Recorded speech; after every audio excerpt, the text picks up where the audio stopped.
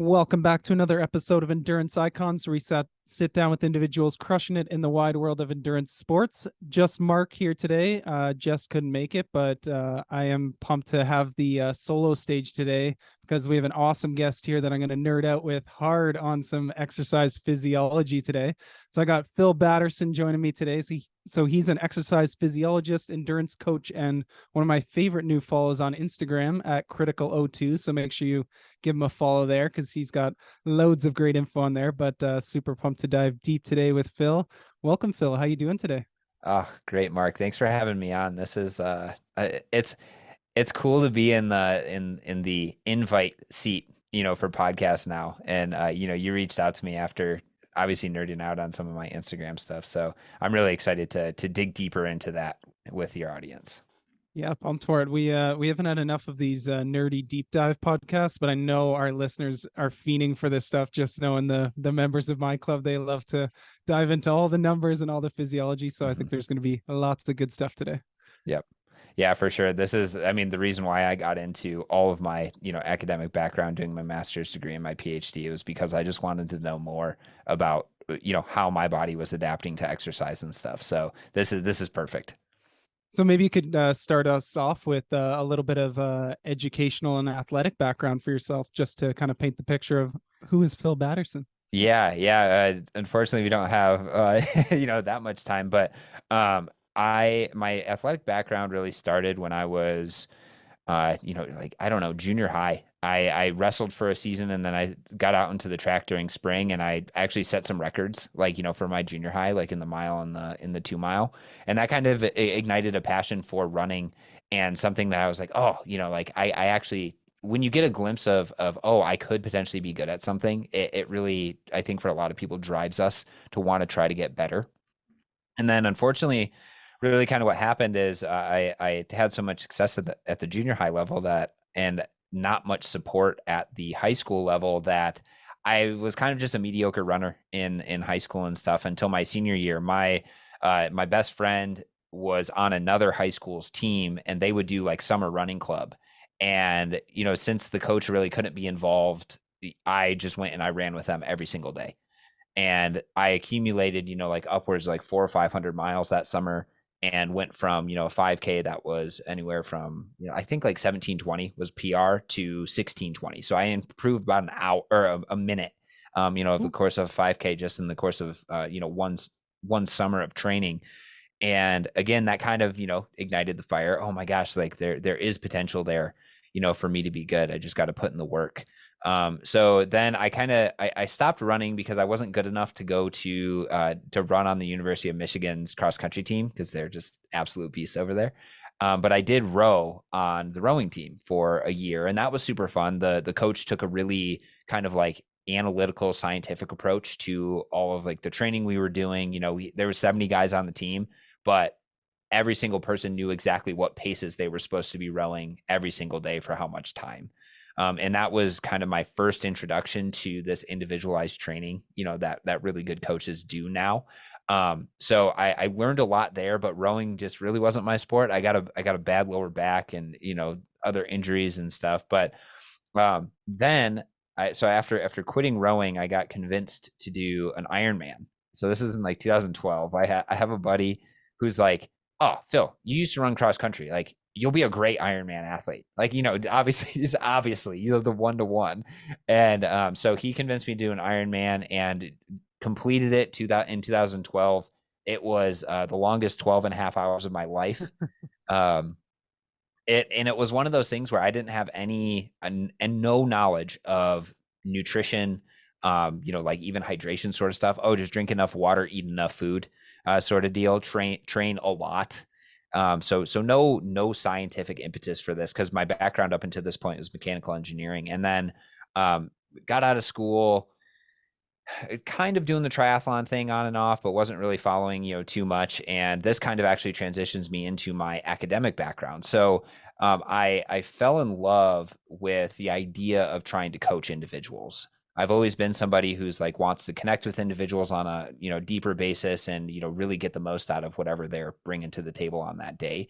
So I coached at a high school down in Georgia, and I was just the assistant coach, but the team was so good that year. They had like 5 guys under 16 minutes, and so they're fast. And they qualified for the Nike national meet, and so it was a really cool situation where I was the assistant coach, got to go out to the Nike national meet, see how an elite level coach really coaches, and then kind of got the itch to go back to community college to do a master's degree, get a degree in that, learn a little bit more, and then become a coach. So I ran. So actually, I reached out to the coach at the community college and was just like, "Yeah, I'll be your assistant coach. I want to do this sort of stuff. Like when I graduate." And he was like, "Well, what are your times?" And I was like, "Send him my times." And he was like, "Oh, well, you want to run on the team and full scholarship?" So I was like 24, No way. and yeah, I was 24 and I was running with like 17 and 18-year-olds, so I was the old man on the team. And that was such a great experience because I was coaching and I was running at the same time. And it just seemed like everything was in line. Like, I don't know if you've ever like felt that kind of thing where it's Mhm. like everything is just like seems to be going your way. And then along with that, I was working in a sports performance lab on Michigan State's campus at the time, and met the guy who became my department director, because I went and did my master's degree out at University of Colorado Springs, where I really focused on applied physiology. And if you like Google my name, my research will probably pop up. And what the biggest thing that came out of my master's degree is that we were looking at predictors of performance, and we'll talk about this, I'm sure, in greater detail, but VO2 max, thresholds, and efficiency values, and how they actually predict cycling performance. But then what we did is we took infrared spectroscopy device, put it on somebody's muscle, and we basically measured their ability, their oxidative capacity. And we found that that was actually the best predictor of endurance performance compared to all of the other ones combined: VO2 max, Mm. thresholds, and economy, which I don't think people really understand that. It's just like, okay, so just by simply looking at the muscle, we are better able to predict someone's performance than all of the other things that we measure in a lab on a on a month to year basis. Um, so that really stemmed my passion for looking into how our bodies adapt to exercise. So then continued my education, doing my PhD at Oregon State University, where I looked more at the health side of things, how our mitochondria adapt to exercise and dietary interventions, and really looking at the molecular level. So by the time I was done with my PhD, I was done. I wanted to be done looking through a microscope, and I wanted to take a step back. And that's kind of where I've really leaned into my critical O2 and my education for coaches and athletes looking to kind of nerd out a little bit more on that physiology. Very cool. So what kind of athletes are you typically coaching?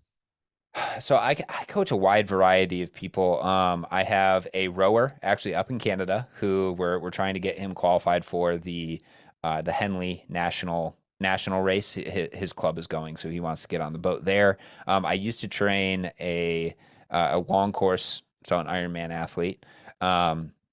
And then I'm coaching a lady who's doing her PhD, finishing up her PhD, and she reached out to me because she wanted a little bit of advice on that. But then it kind of spurred into, hey, would you coach me in marathon training? So I'm working with her as well right now. So I only have a few athletes. My big passion is coaching coaches. Like, I really want to help coaches learn more about the physiology so then they can make their athletes even better. And if you're a self-coached athlete, you obviously fall in that sort of category as well. But yeah, that's my overarching goal, because I feel like if I use my knowledge, I can reach a lot more people than just by coaching one athlete at a time, which is still very it's still very rewarding. But I'm like, I like coaching coaches is really the biggest thing that I like to do. Very cool. You talked about that coach in Georgia that you learned a bunch from. What were some things you really took away from that? Was it stuff on the physiology side, or more just like the coaching kind of overall practices and kind of craft of it? Yeah, is really the craft of it. So Cool. he is a big subscriber to like the Jack Daniels kind of VDOT Hmm. method, with obviously his little like quirks and twists Yeah. on it. So the way that he was amazing, because this is the first time I've ever seen a high school coach individualized training. So Mm. he had the mileage for everyone from the first guy on the team to the 40th guy on the team. And he said, okay, well, this is your mileage for the week, and this is how it's changing based on, your performances and other things like that. He would go around and he would talk, to every individual every single day. And, it's like, oh, well, you know, Bob got in a fight with his girlfriend, or he's not feeling too well. Okay, well, we're going to monitor that. And if he's not doing too well on his intervals, then we'll just call it, and that's totally fine. And he didn't make it feel like a failure if you couldn't, finish a workout. He was just like, yeah, that's totally fine. Just go do a cool down. Obviously your body isn't ready to do it today. So he that was the first time I ever saw, that level of individuality in terms of like going into the coaching. And it was really cool. He's had success. Like he's at the top division in the state of Georgia, and his school is probably a half to a third the size of other schools that he's running against. And he's won, I think he won boys and girls state titles for the last like 3 or 4 years in a row or something, something crazy like that. So Wow. he's pretty successful. Yeah, that's a pretty good testament to what he's doing down there. And Yeah. final question I have from your intro part there is, what Ironman did you do for your first one? Yeah. So I did Ironman Louisville, Okay, nice. purely because it was close. Yeah. It was, I don't know, probably like 8 hours away, because I was living in Michigan at the time. And I can almost guarantee you every single person says this about their first Ironman, but they're like, what I've heard is that it was the most dropouts of any Ironman, that had occurred. And like, you're laughing right now because that's pretty much what every single person says. But it was in August that year, and then they since moved it to October, and I don't even think they actually raced the Louisville Ironman anymore. But it was hot, and it was a pretty grueling race. I wasn't 100% prepared for. That's hilarious. Yeah, I feel like I've heard that narrative a lot. I feel like my one story of that one is Ironman Florida 2021, where it was like literally a whirlpool in the water, and they pulled like 500 people out or something during their like Wow. first lap that year, because it was like you wouldn't move as you made the turn around that one buoy. So that's my Yeah. one where I swear that was the biggest DNF of all Yeah. Ironmans ever. Yeah. No, I know. It's kind of like, like the fish stories, right? Oh, I swear it was at least as big as my desk. It's like, no, it was like this big. Come on. It's like, Yours was 40 degrees up the mountain in Louisville, and then yeah. trail run the whole way. I swear it was uphill both ways, and then it was, no. All right, let's get into our nerding out here of all things physiology. So I'd love to kind of use our lens today, kind of from a long distance, whether it's triathlon or kind of running sort of lens today, because I feel like a lot of our listeners kind of fall into that category, whether they're training for half and full marathons, 70.3 or Ironman kind of stuff.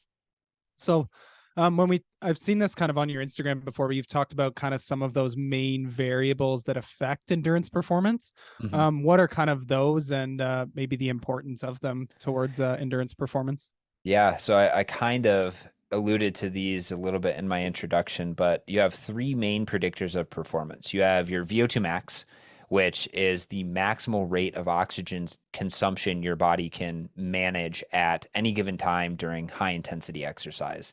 That essentially tells us what the size of your aerobic engine is. Are you a V4, a V6, a V8, or like in some cases a V10? Like, are you a supercar?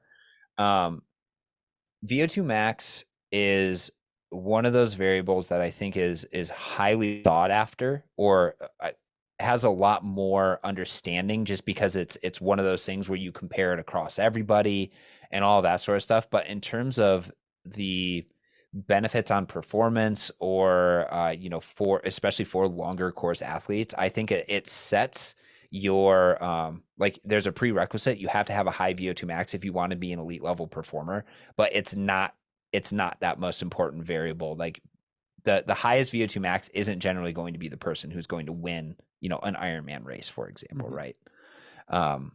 So then the next variables are your thresholds. What thresholds are trying to do is they're trying to just tell us when our physiology is changing from one state to another.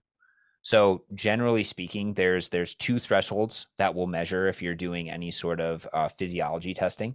You have your first threshold, which is that first shift away from or it's not away from fat oxidation, but you're going from maximal fat oxidation to more glucose and carbohydrate oxidation. And the reason why I define it as that, and because there's like 30 different definitions of it. You can measure it with lactate, you can measure it with NIRS, you can measure it with ventilation variables, you can measure it with heart rate variability. But the whole point is that you're trying to pinpoint this time where your body is maximally oxidizing fat and then going in making that shift towards more carbohydrate oxidation. So that's your first threshold, and that's normally at like the lower end of, that's like your zone 2 threshold. So individuals, right, you know, if you've ever heard anybody talk about any sort of training, it's like, oh, you have to do a lot of zone 2 training. That threshold 1 is where that upper boundary of zone 2 is going to occur. And we can talk about, you know, like the merits of polarized training versus pyramidal and stuff like that if we want to dive in, if we really want to dive into that sort of stuff in a bit. But the next threshold that you're looking at is where the pace or the exercise intensity goes from sustainable to unsustainable. And typically this is your second lactate threshold, ventilatory threshold to your functional threshold power, your critical speed. And I'm sure a lot of people can like know what this pace is, because it's like, oh, you're just cruising along. And then all of a sudden, even a 10 watt bump, you're like, oh my gosh, I'm breathing so much harder and I won't be able to hold this, you know, for an extended period of time. So what we're really trying to just pinpoint there is that transition from sustainable to unsustainable exercise. And something that was recently brought up to me was like, this idea of second threshold might actually be kind of like a fluid sort of number, because for example, in an Ironman, your highest sustainable, where sustainable pace or sustainable to unsustainable pace is going to be a lot lower than if you're running for 30 minutes straight, right? So I think it's really important, especially in the context of figuring out, you know, like specificity in terms of training, where that sustainable to unsustainable pace is for whatever you're actually doing. So if you're going to go out on the bike and you're a really, really competent cyclist, then what would be a really good time for an Ironman bike split? Who are we talking, like professional or something like that? Yeah, like an elite Lucy, level athlete. yeah, Lucy Charles just rode like 4:32 when she Okay. won Kona. Jeez. All right. So for Lucy, her functional threshold power or pace is going to be whatever she can maintain for 4.5 hours. Whereas for us mere mortals, it's going to be 6 hours, 7 hours, maybe 8 hours. So it's really important to keep that lens of focus in mind, because when you're trying to do an Ironman or something that is really long, you have to be doing it at sustainable pace for 99% of the actual race, right? I don't know if you've done it personally, but I've known people who are like, oh, I'm just going to go crush it, you know, for the first 2 hours of the Ironman. And then it's like limping across the finish line. And it takes a lot more effort and resources to actually recover from going too hard for too early than it does, you know, to kind of ride the lightning, right? And just trying to maintain. So that's your second. So you got VO2 max, you have thresholds, which are delineating between, you know, sustainable and unsustainable pace, or, you know, different training intensities. And then you have economy of motion or efficiency. It's essentially looking at how much energy or how much oxygen does it cost to do a certain speed or a certain power output on, you know, either running or biking. And you can do all this stuff with swimming, but swimming is just like a different beast, and we'll talk about that when we talk about assessments. But economy is just that. What's your miles to the gallon? And again, if you're looking to try to improve your ability to exercise at what, you know, say your functional threshold power is, then you need to do a lot of work at functional threshold power, because there's neuromuscular changes that happen. There's energetic changes and biomechanical changes that all change, you know, when you're exercising for long periods of time at that, say, FTP or critical speed. Cool. So we talked about you talked about that first and second threshold. A lot of people refer to them as like LT1, LT2. Yep. And then those kind of work within, if you want to call it the 5 zone model, like you were talking about there. Do you have like a preference between the two models, and how can they work together? Like Yeah. if you're looking at kind of it as a whole to help like somebody who's maybe confused and heard about 3 zones versus 5 zones, how do you kind of Versus clarify that? seven zones as Oh well. no. You know, it's dude, it's just like it's out of Dangerous. control. Yeah, people tell me all the time, they're like, "Well, you have to consider this zone as well." And I'm just like, I consider it because if I can get a measurement, or like a physiological measurement, then I deem it kind of a realistic zone.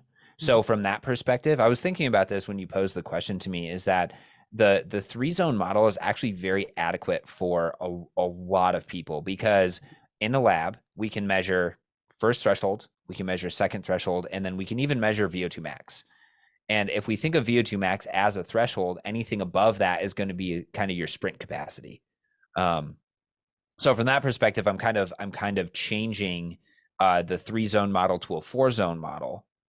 But 5 zone model, 6 zone model, 7 zone model, I think we're getting more granular to try to control the physiological adaptations that are actually happening.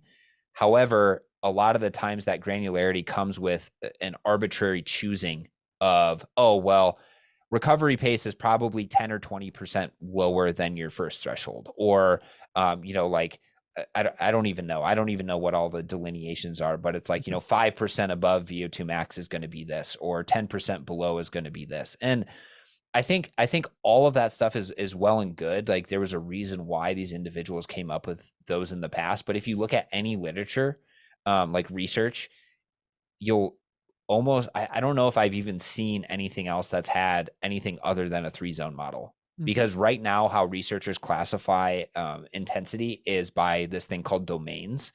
There's a moderate domain, which is essentially maintainable for extended periods of time, and its threshold is fat max.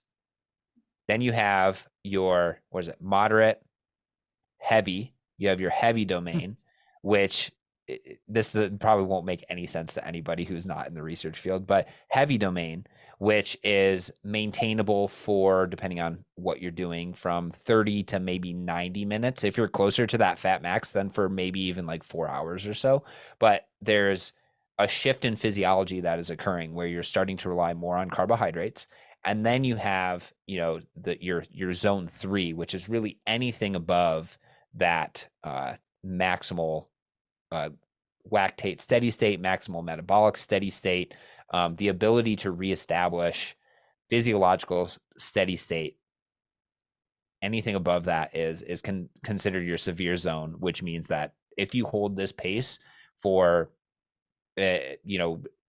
maybe 30 minutes would be the max, you're going to reach fatigue no matter what you do. Whereas the moderate and the heavy domain, you probably, depending on what you do, you won't be reaching fatigue. So all that to be said, I think, if you're really going by the book, a 3 zone model is completely adequate for a lot of people. The 5 zone model, what it does is it helps give people a better decision making tool to say, okay, well, I need to do a recovery ride today, and I know that's 10% lower than my first threshold, so I need to go easy. That's all that I think. That's really, in my opinion, that's kind of all that it is. Yeah, I totally agree with you on that one. I feel like a lot of my use of that 5 zone model is really for that below first threshold, zone 1 and 2, like you said, of teaching people, like, first of all, that recovery needs to actually be super easy, and that zone Mhm. 2 is actually this more moderate zone, but it actually has a cap on it, because I feel like too many people who should be doing, if you want to call it in the 5 zone model, zone 1 stuff, get stuck in zone 2.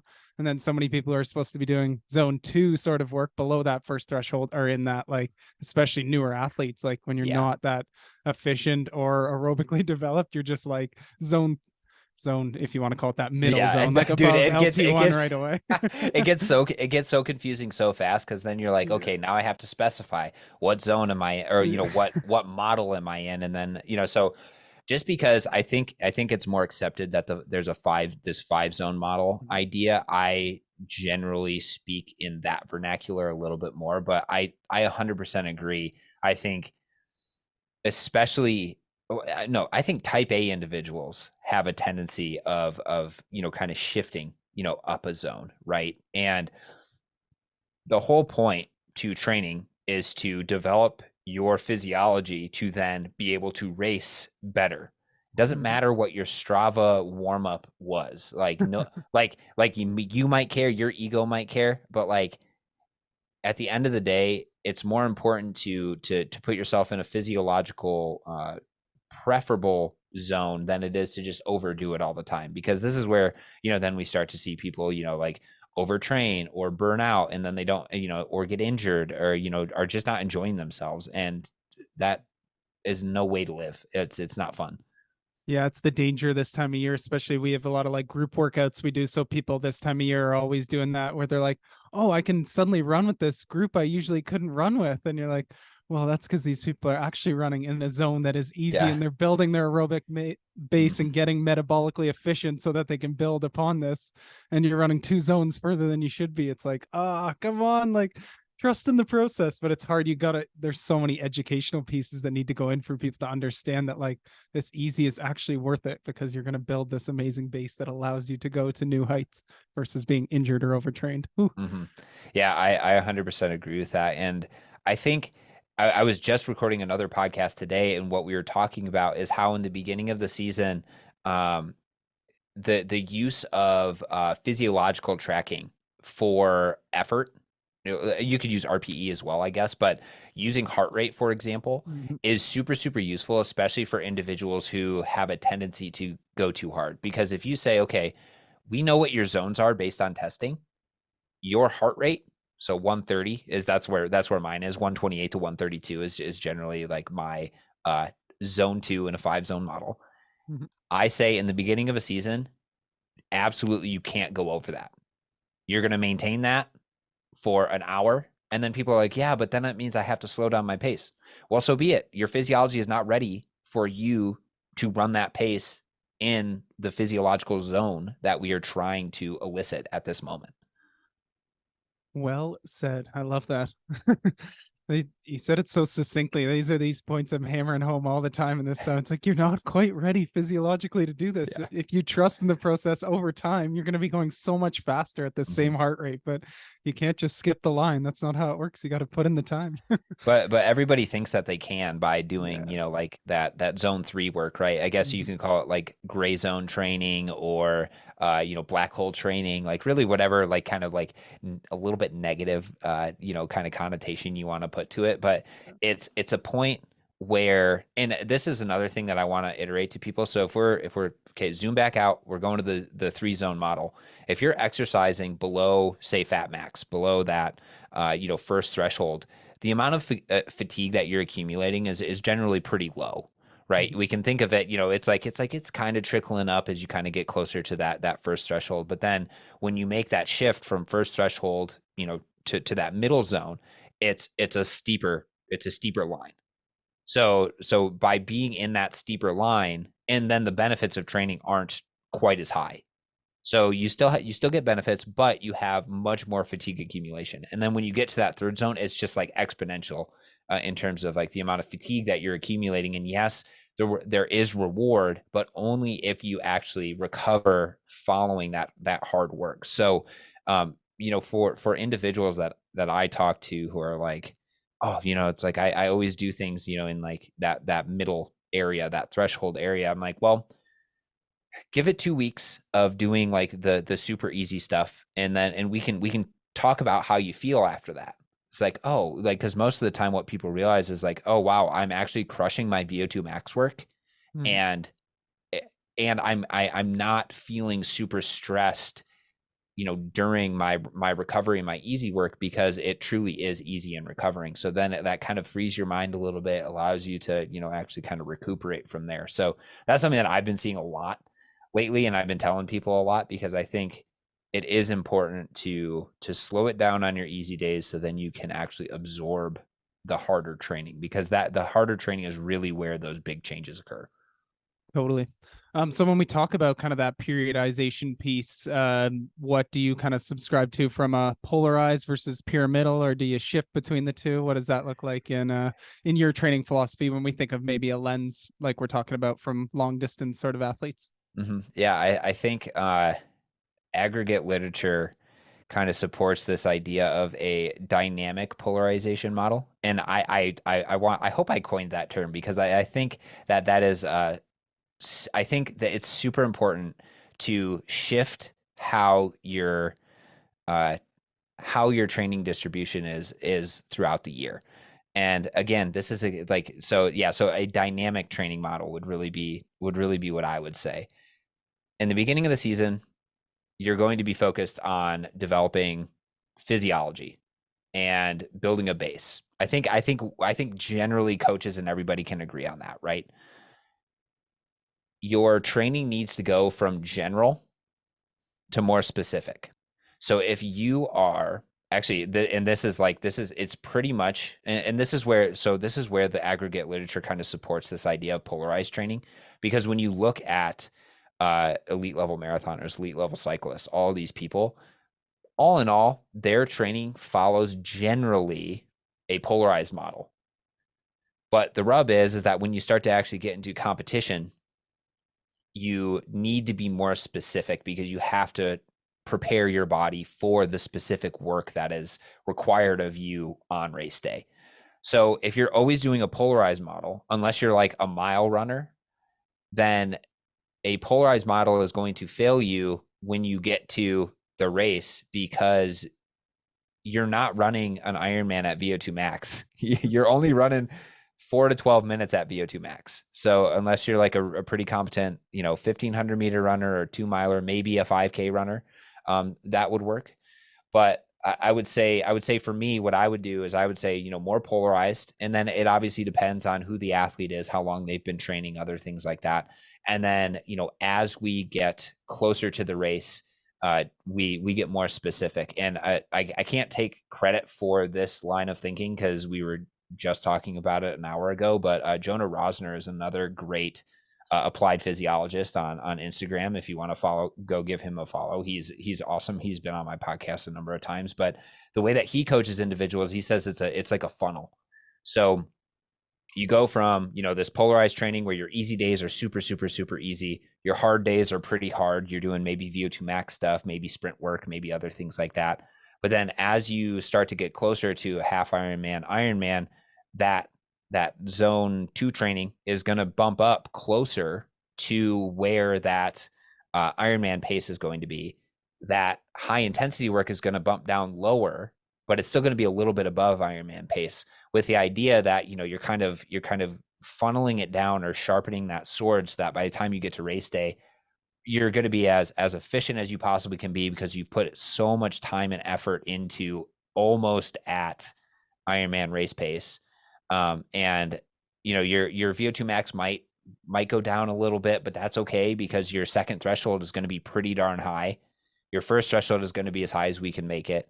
And I think, yeah, that's what I subscribe to, is a little bit is polarized general training in the beginning, funnel it down, following a little bit more of, I guess people would call it pyramidal training, towards the important competitions that are going to happen. And obviously, there's so many variables that go into it. Oh, are you racing multiple times throughout the season? Okay, well, how do we manage that then? Because then you have tapers in there. Then that's just like individual basis.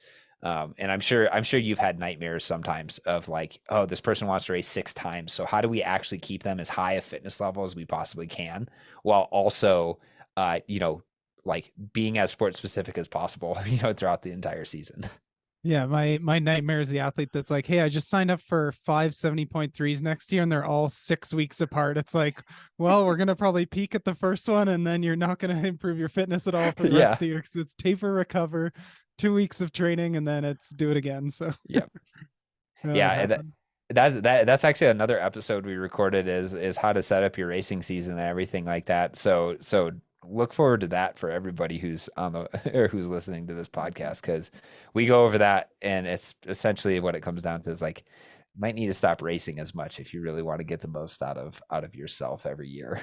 Yeah, what were your Cole's notes from it? Was it like race clustering a little bit, or Oh, just like having I feel like that that's might need a whole nother podcast. Maybe we'll yeah. just say tune into that other one. Yeah, tune into that. I would say it's really it's being honest with yourself and being like, well, is my motivation coming from racing?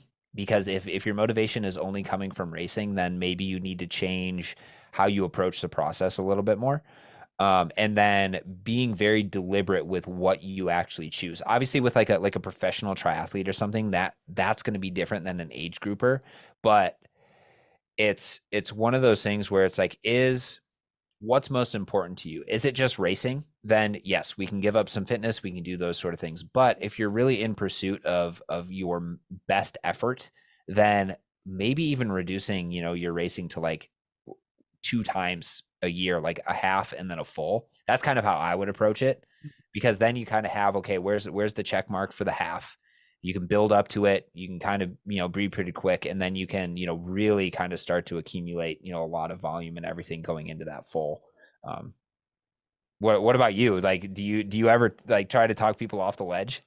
Yeah, totally. I'm definitely of the a fan of like doing some racing, but I also know how to make like races that are in the calendar, like B and C races where I like will train right into them. And I only Mm, have like one or two key kind of A races that I'm really putting my eggs into that basket. But I'm also, yeah, like you said, I'm always thinking that like long-term play of like how is this rolling into me being better in the future, and all that, like all the best fitness comes from like uninterrupted training blocks, and it's not from hmm. just doing 20 races. Like that helped me early in the career when you're like learning a lot of the intricate details of how to push yourself or like how to be a better racer. But once you kind of get those tactics down, like I feel like you just got to put in those training blocks, and that's what's going to make you better in 2 or 3 years and get those fun races out of the way, but fall in love with the process. And that's what's going to be Yeah. the difference maker.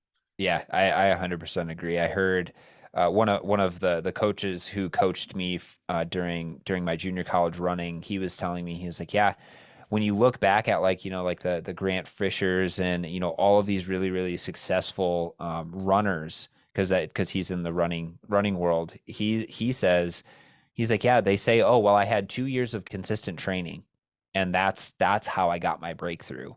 And it wasn't, oh well, I raced every single weekend and that was my breakthrough. And if you look even from a little bit more of a micro level, I've been coaching some cross country athletes actually, and what you see generally throughout the years, you try to get a big block of training in the summer, because that's kind of what moves the needle in terms of fitness. And then you just hope you don't mess it up during the season, where like I had so many times during my high school where it was like peaked the second or third week of the season, then it was kind of just hold on, because you're racing so much and Mm-hmm. you're doing so much speed work that you just can't absorb all of that intensity, recover from it, and then be better from it. It's really it's so challenging. Yeah, and then you're loading on academics at the same time, a new stressor on top of all that speed And work. then you What do get you think's sick gonna and then happen? you can't stay Yeah. consistent, and then it's just like, it's just all bad news. Yeah, So it's yeah. a slippery slope there for sure. All right, one part I wanted to focus a bunch on because I love this stuff, and I know you definitely do from looking at your account, but kind of testing protocols for athletes. So, what are some of the so to sort of test for some of these zones in training? What are some Mhm. of your preferred kind of protocols, and kind of what are some of the metrics you're testing, or that you think are kind of the gold standard when we talk about could be anything across swim, bike, run, strength? Mhm. I'll let you have the floor. I'm sure this could go Yeah. for an hour or so too. Yeah. I love it. I think like I said earlier, the most challenging event to test for is swimming. And the reason for that is because waterproofing technology is really, really tough. So I think like this is going to sound really, really rudimentary, but doing the critical swim test where you do 400 meters, 200 meters all out, and then you just put it into your calculator, and then you determine your swimming zones from there, I think is like really, really good based on like what we have available to us. You're not gonna, wear a heart rate monitor and be looking at your heart rate while you're swimming, because that's, unless you have like the form goggles, or Yeah. those the things that give you Yeah. the heads up display. But like for the most part, I think swimming, that's pretty easy, cut and dry. Do a critical swim test every, I don't know, 6 to 8 weeks or so, and see how you're progressing. From an actual assessment point of view, in an ideal world, so we'll start with ideal and then we'll kind of peel back the layers and say, okay, well, if you can't do this, do this. In an ideal world, you would have access to a state of the art physiology lab where where you'd be getting a VO2 max test essentially, plus economy values and other things like that measured again every 6 to 8 weeks. And again, and the reason I say that is because if we're trying to optimize how our physiology is adapting, then we need to test, we need to stress the body, then we need to reassess, and then we need to continue that cycle.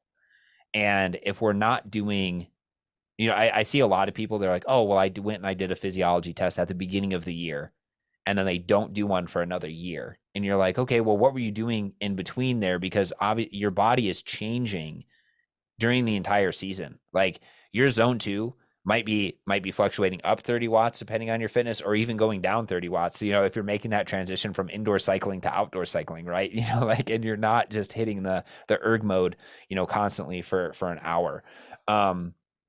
So like I was saying, in an ideal world, you go in, you do, your VO2 max test.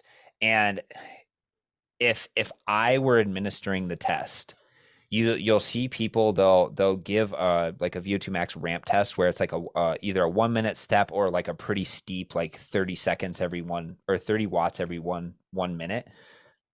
I don't think that's appropriate for most long course athletes, because that is not indicative of the type of work that you're going to be doing. The limitations to that, though, are that you're not going to get the highest power output achievable for the VO2 max that you could, possibly hit. But if you're doing a test, for example, that starts out really low, like 60 watts, and then you're increasing 20 watts every 3 minutes, and you go until failure, that's 30 to 45, maybe like an hour if you're really, really good. And that's going to be more indicative, not quite, like you're racing way longer, but it's going to be more applicable to what you're actually doing. From there, it's not just a VO2 max test. What a good VO2 max test will allow you to do is to detect that first threshold and that second threshold. And I don't really care how people get their first threshold and second threshold. If you want to use lactate, by all means use lactate. Just know that there's challenges with it. If you want to use ventilation variables, by all means use ventilation variables. Just know that there's challenges with it. If you want to use NIRS, by all means use NIRS. Just know that there's challenges with it. There's always pros and cons to all this technology, and there's no one piece of technology that is like, oh, this one has been proven to be the best at determining, whatever it is. But what I always come back to is, if you do the same testing protocol over and over and over and over, it might not, like, so if you have a target for target practice, right? What in an ideal world we would really want is a bullseye with a really, really packed, like spread of shots. But in all actuality, because of all of the imprecisions that go into some of these measuring devices, we kind of get a shift. But if we're keeping the same test over and over, that cluster of spots is going to be super, super tightly packed. Goodness. And I think that's more important, because then you will better be able to say, okay, with a little bit more accuracy, this is the type of change that's actually happened. My VO2 max went up 2 points. My second threshold went down, 10 watts. My first threshold went up 20 watts.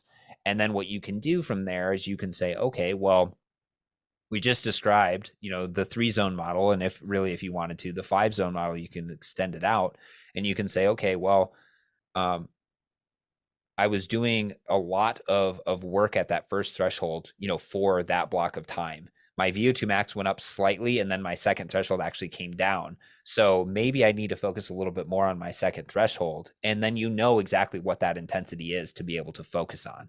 And when you have a good coach, that coach will recognize that and they'll say, okay, well, it makes sense for us to try to push your VO2 max up, or it makes sense for us to try to push that first and second threshold up a little bit higher. And what these assessments essentially give you is the ability to track your physiology and how it's changing over time, and then take all of those zones that are actually made from determining those thresholds and come up with a plan, right, that's going to be able to elicit the most amount of change.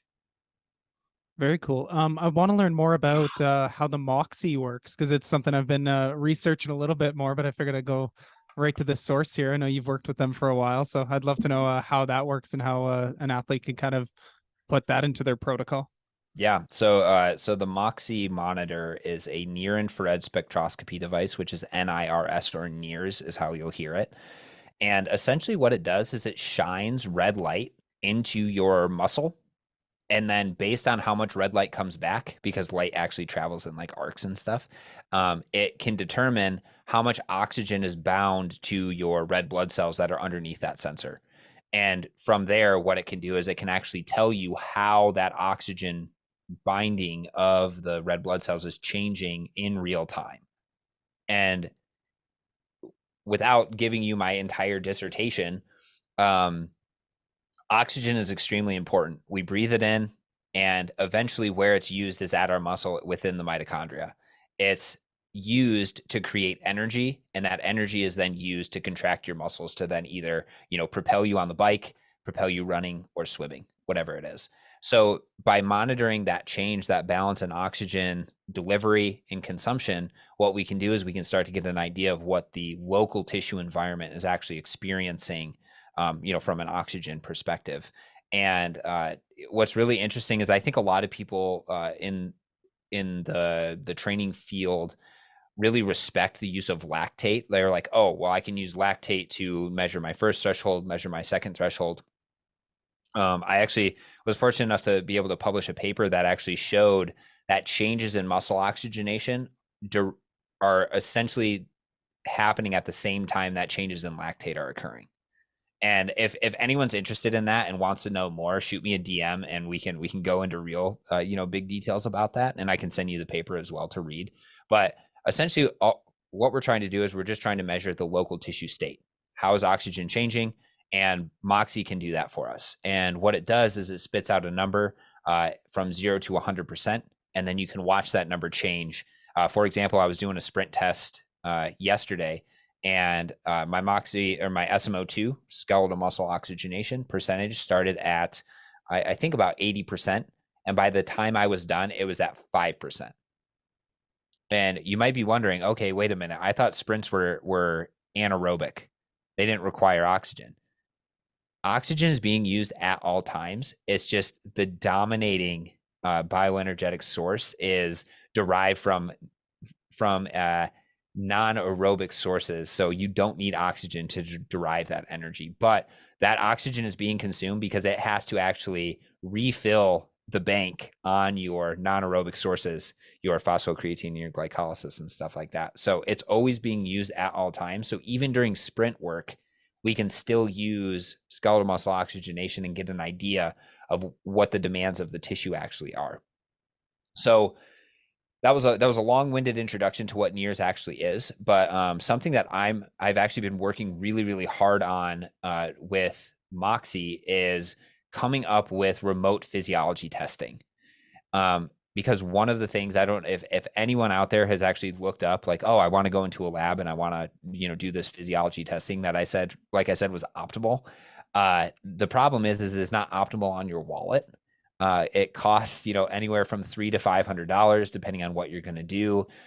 You get in there and the person prescribing the test might give you a slightly different test than you did previously. And that's essentially like, weighing yourself on one scale and then weighing yourself on another scale. You don't know the errors of both of those scales, so you can't really reconcile the differences between the two. So there's a number of challenges that arise, and it's like, oh, you have to live in a university town, you have to make sure they have time available for you, like all of this sort of stuff. But if you have the hookup, that's optimal, so that's still what I would recommend. But next best thing would be to do something similar to this sort of test where you're doing, like a sprint test with a step test, and then measuring power output, heart rate, and some local physiology. So we've teamed up with this company called Trainalized, and what they do is they take you through a sprint test and a step test, and then they take all of that data and put it into these physiological models that have been made by really, really smart, German researchers and other people like that. And then what they're able to do is they're able to say, okay, based on your physiological profile and from how you responded to this test, you look most like a person with a VO2 max of 60. You look most like somebody who has a maximal lactate steady state or that second threshold of 250 watts. And from there, you're able to track your physiology. You're able to then get subsequent all your zones within your wattage ranges plus your heart rate ranges, and then you're also able to get a prediction curve based on it's like, oh, we think you could ride 3 hours at 210 watts, and those have ranges and all of that sort of stuff. And it also gives you substrate oxidation. So it can tell you, okay, well, if I'm exercising at 200 watts, I'm going to be burning 150 grams of carbohydrate per hour. And we know that when you reach glycogen depletion, that's generally when people start to reach fatigue, called the bonk as well, if you've ever heard that term being used. So when you're doing these long course races, the reason why you fuel, why you take in carbohydrates and stuff like that, is to minimize the amount of glycogen that's being used from your muscles. And the more you can put in, the longer you're going to delay that depletion of glycogen, and then you can, hopefully race better. So it can also give you fueling strategies as well. And obviously there are limitations. It is a model, but if you're doing the same test over and over and over, it's going to get you pretty darn close. So that's really what I've been working a lot on, and that's why I was actually in Kona, because I was doing testing and all of that, what we were talking about offline. But I really think it's an opportunity for people to be able to actually start testing on a regular basis. This like 6 to 8 weeks repeated testing. You just say, okay, well, instead of doing a workout today, I'm gonna do my step test. I'll do my sprint before, like after a warm up Monday, and then I'll do my step test on Tuesday, and then I'll just get right back into my training, because you get the results in a couple of days, and then you can tweak all your training. Like, oh, I have to do zone 2. Well, that used to be 180 watts, now it's 200 watts, stuff like that. So Very that's cool. where I'm at. And with the Moxie, would that just be putting it on for testing pretty much, or is this something an athlete would wear for like every workout they're doing? Or so for now, I think the easiest place to start is just put it on for testing, because it's still a little foreign. It's not like heart rate monitor. It's not like power output. It's a little bit different. But then what you can do is you can say, okay, well, we know that physiological testing, it's all estimating where these different breakpoints are, based on the physiology that you have for that given day. For example, if I drink a lot of water and get really, really hydrated before my workouts, and then have a lot of carbohydrates as well, I am a much different athlete at 300 watts than I would be if I went in totally fasted and dehydrated, right? So another thing that I really think that NIRS can do, and this is something that I'm going to be working on, is the educational side of things, how to get athletes to use Moxie in an effective way on a day-to-day basis, is you could put the Moxie on and you can say, okay, based on the Moxie response, this is where, like, we know from the testing that my heart rate at zone 2 should be about 130. But then you can also confirm that with the Moxie by saying, okay, well, your SMO2 is trending either up, flat, or down. And based on those delineations, you can actually start to get an idea, oh, am I actually eliciting the correct physiological response, both locally and then globally? And then how's that translating to both power output as well? But I think that's the biggest disconnect right now, is I see the value in it. It's just really hard to educate people on that value, because it's not simply just, oh, go and ride at 50% SMO2. It's watch how that 50% changing over time. Is it going up? Is it staying flat, or is it going down? And then, change based on that. Very interesting. Man, I learned lots about NIRS here. That's good. Cool. Glad to That's why hear we that. brought you on. I'm so curious about this stuff. So I'm gonna have many more questions for you after the fact too. But Great. so talking a little bit about training methods here. So I would love to know kind of your philosophy on. So we've talked about this VO2 max, this first and second threshold. What are some of your kind of go-tos in terms of your philosophy on how to kind of set up your training to improve these thresholds? I mean, law of specificity, I think, rules everything, right? If you want to improve VO2 max, you can't just do zone two training. You actually have to do extended periods of time close to or at VO2 max. So this is where the idea of extended intervals, where you're doing 3 to 5 minutes, essentially as hard as you can sustain, and then resting 3 to 5 minutes, because the harder you go, the longer or the closer to that 1 to 1, maybe even like a further out ratio in terms of rest to recovery, or work to rest that you're really going to want. So for VO2 max, the bread and butter has always been for me 3 to 5 minutes on at maximal sustainable pace, and that's going to be any given day. You can, again, from a VO2 max test, you can get an idea like where you got to, and then you can start from there. But really, you're going to want to just modulate that, because some days, let's say for example, you get to 340 watts on your step test. Some days 340 watts might feel actually pretty good, and other days it's going to feel like absolute garbage. So Mhm. it's really whatever you're going to be able to maintain for 3 to 5 minutes, and then you rest the same amount that you did, and then you repeat that 3 to 5 times. So it's kind of 3 to 5 rule. And that's that's kind of what I've seen in running. I think in cycling it gets a little bit, like, people get a little bit more slick with like the way that they prescribe intervals and stuff like that. So I've seen 30-30s, like 40-20s if you really want to kind of get spicy, Tabata intervals. There was even some work where it was like, you're going to ride at, for 3 minutes at VO2 max pace, then only go down to 50% of your VO2 max and then bounce back up.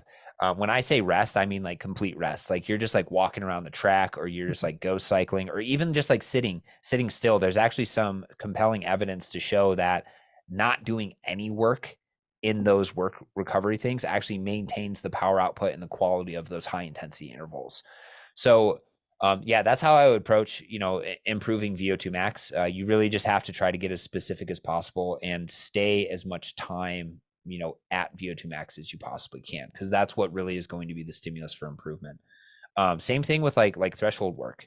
If you want to improve your ability to ride, say your FTP is 300 watts, then what you're going to have to do, when we know FTP is probably going to be, if we actually did like a field test, it would be, like 30 minutes as hard as you can, or maybe 20 minutes as hard as you can, and then taking the average of that. So if you know that FTP is around 300, then if you want to make that better, you're just trying to accumulate time, either just at FTP, or you would reduce the amount of time that you're actually riding. So you'd go like 10 minutes on, 2 minutes off, and you'd ride slightly above it.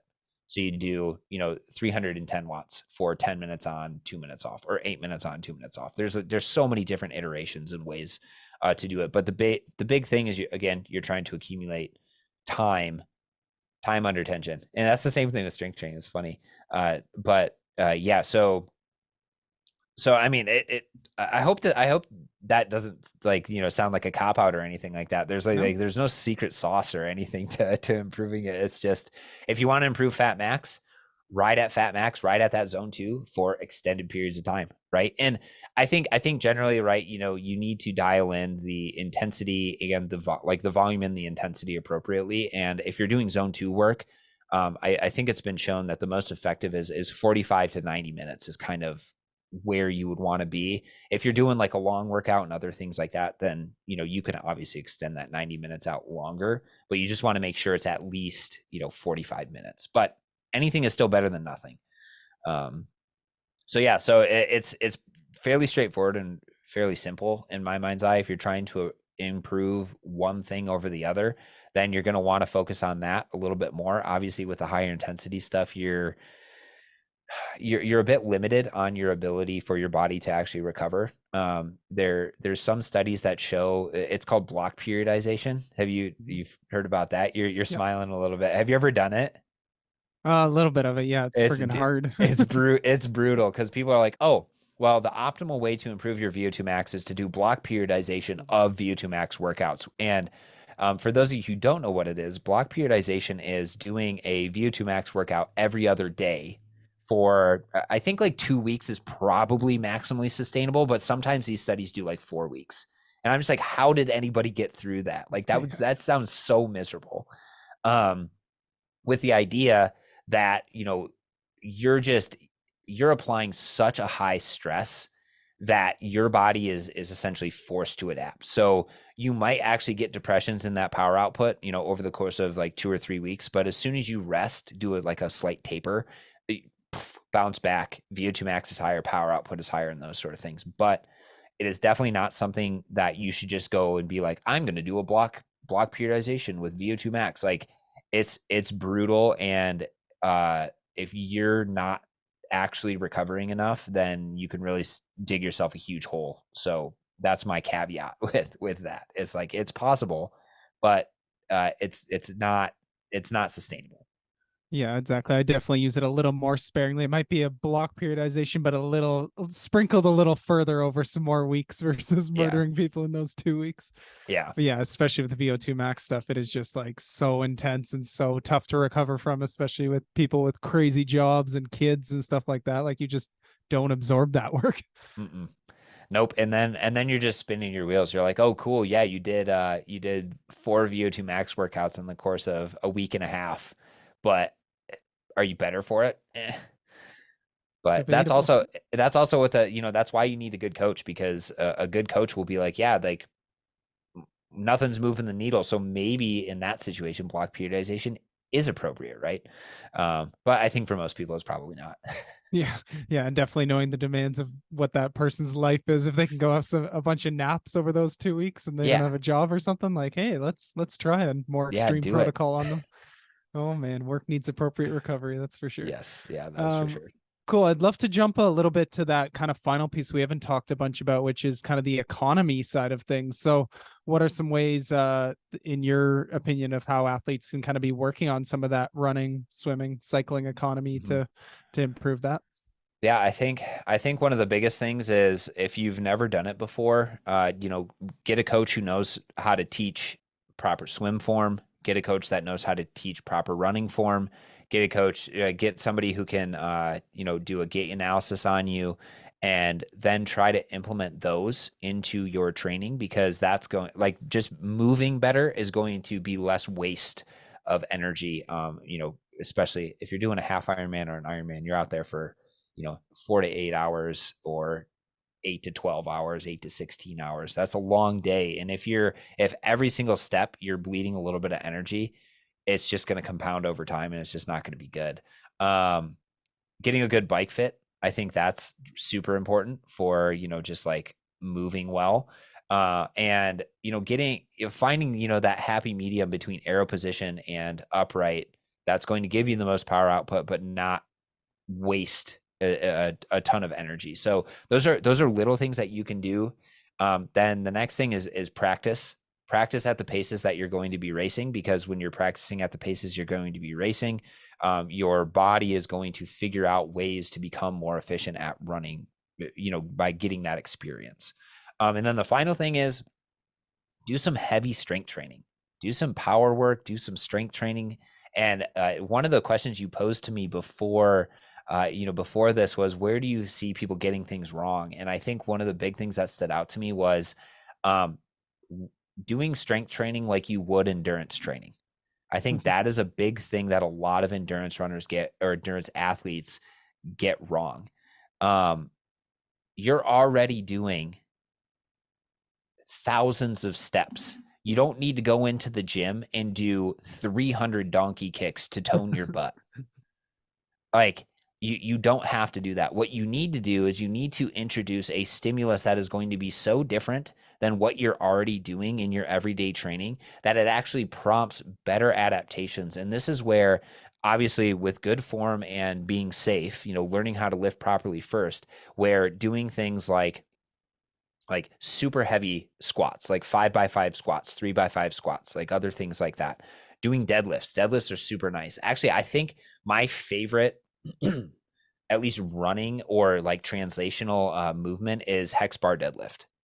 You can get really heavy with that sort of thing, Mhm. and the position that it puts you in is very much simulated to like the sport specific movements. Like you're not bending or hinging too much or anything like that, and you can really load that sucker up, and you can get really strong and then on top of that, not only do super heavy stuff, but also periodize that into more powerful movements throughout the year, doing things like plyometrics. And this isn't the type of plyometrics where you're doing 20 box rebounds and then getting gassed. It's jump as hard as you possibly can and then rest for a minute Mhm. and then repeat that. Because again, you're trying to do something that is so different, as different as you possibly can from your endurance work, that it actually provides enough of a stimulus for your body to adapt because you're already doing all that endurance stuff. Amen. Yeah, my philosophy is like I spend enough time at a high BPM throughout the rest of the week. I don't need a high one here. Like, let No. me just hammer it, take a lot of rest, and like that's the way you need to do your strength stuff. Totally Yes. agree. What is your thought? A lot of I've seen some battles online recently in the triathlon world of some triathletes saying, "Oh, you can just do like on the bike low cadence work to replace strength." Do you have any thoughts on that? I mean, if we're continuing along the lines of sport specificity, right? Yeah, you're going to get really good at riding up a hill at a low cadence, and yeah, you'll probably get stronger in terms of the bike. But again, that's so if we're looking at it as a continuum, that's going to be probably like one space, one tick over from just riding your bike up a hill. Versus if you're doing like single leg lunges with really heavy weight, that's going to be much further down the spectrum in terms of how much weight you can load. And I just think like you're already doing a lot of that sort of stuff. So yeah, it's probably going to help you a little bit because it is a totally different stimulus, but it is absolutely not strength training in that regard. Yeah, I feel like there's got to be a way to calculate like the force difference that would be between those two, and then actually be able to show scientifically that it's Yeah. not the same thing. Yeah, we could already figure it out, right? If Yeah, we could measure the torque on the pedals, how, yeah, and the force. And then from there, it's like, but you're turning those pedals probably still 60 RPM, right? yeah. You could. Some people even go like 45, 50, but yeah, Okay. still. Okay. So even if you're going super slow, 45, try doing 45 lunges with as heavy a weight as you possibly can. Good luck. You can't do it. Yeah, Like even 45 lunges just walking is your legs are gonna feel, yeah, pretty they're brutal roasted. afterwards. Yeah, exactly. So yeah, I oh man, it is funny how people get so like because I've seen these like crazy workouts on Instagram and stuff. They're just like, oh, this super low cadence stuff is so good for, like improving your performance. I was like, oh well, how did it actually improve this person's performance and stuff? And like because they're like, sweating on the bike and like dying and like all this sort of stuff. I'm just like, it's just a fancy workout to, it's just a huge stress, and it might help a little bit, but I can guarantee you this is not the secret workout that everybody needs to do in order to, ride at 300 watts for extended periods of time. Yeah, I like some of the specific strength stuff in the like whether it's running hills and doing low cadence stuff Hmm. or swim with paddles, but I think it does need to be combined with that external work that's next level and gives Yeah. you a bigger stimulus. So Yeah, yeah. and obviously, right, if you don't have time within your week to actually put in Mhm. strength work, then, doing like the hill stuff is a time efficient means of actually, doing it.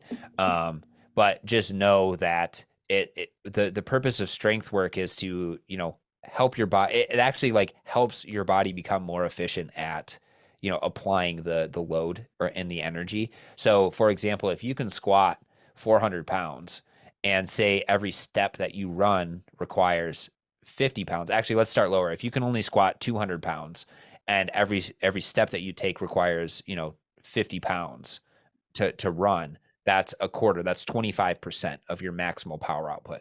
But if you got that squat up to 400, which, that would probably be pretty hard for a lot of us, that would then go from 20% to no, 25% to 12.5%.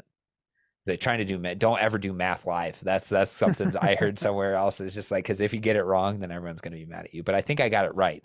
So you're essentially reducing the amount of force from 25% to 12.5% just by, doubling your strength. But you have much more room to grow on things that you don't do than by doing something that you've already done a ton of times. So if you've never done that low cadence stuff, you're probably going to see benefit from it. Mm-hmm. It's because it's a huge stress and you've never done it before. So give it a shot. I don't know. Yeah. Yeah, it definitely has some helpful applications. I definitely find it's almost better. Not as much I use it for strength as I use it for like breaking down people's form on a lot of stuff, is that they can find those dead spots in their pedal stroke and find some like spots in aero where they're like getting a little more optimized. So I find it's more of a form than a strength workout in it. Yeah. Yeah. I think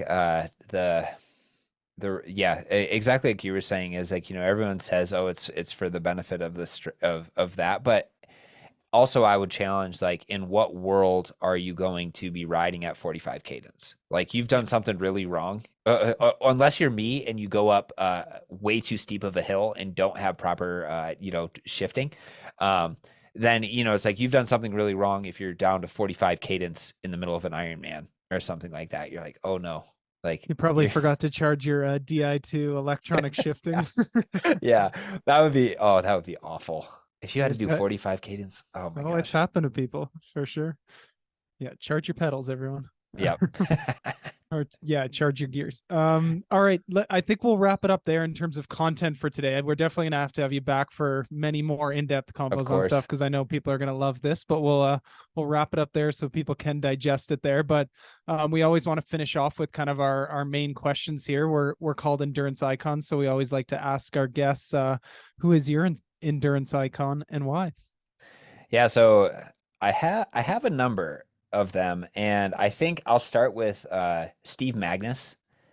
You mentioned him offline. He is so inspiring in terms of the way that he talks about things, in terms of the way that he approaches training. I really follow this idea that your training should have all aspects of the things that you need to be good at all times. And it's kind of an equalizer sort of thing. You're adjusting that equalizer throughout the season. And I remember him saying that, and that was really, really eye-opening to me. And now he's actually transitioned to more of like talking about like psychology and like all this other really cool stuff. And it's just something that he is somebody that I kind of like strive to be. It's like, I would love to write, a book, do educational stuff, do research sort of stuff like that. And just be a good human, right? He seems like a good human in terms of like, he's there to individually coach each athlete that he has. So he really resonates with me. He's actually one of the few people I actually follow on my Instagram. And I'll share his stuff all the time. Another guy that I is one of my icons is Jason Koop. He is an ultra marathon coach, but he has really led the charge of incorporating research and science into the ultra marathon community. So I really appreciate him, doing all of that and coaching from the lens of, well, what's the research actually saying, and how can we actually treat ultra marathon as a different sport than, say, like road marathon running? So he's the second guy, and then the third guy that I've more recently, I haven't had a chance to really dig down and actually like meet him in person, other than like a 30-minute call once. But his name is Dan Plews. Oh yeah, yeah. So he's IQ, the legend. Dude, yeah, he is awesome. So I regularly record a podcast with Aaron Geyser, who's another coach at Endure IQ, and Dan is kind of like, like the type of person that I would really like to be. He's a researcher, so he continues to really do good research. He then takes that research and puts it into practice for coaching. And then he also puts that research into coaching for himself. So he's, elite across athlete, coach, and researcher, which is, something that I don't think is possible for a lot of us, but it's something that I'm like, oh, that would be really cool to kind of strive for. And it's just so impressive, right?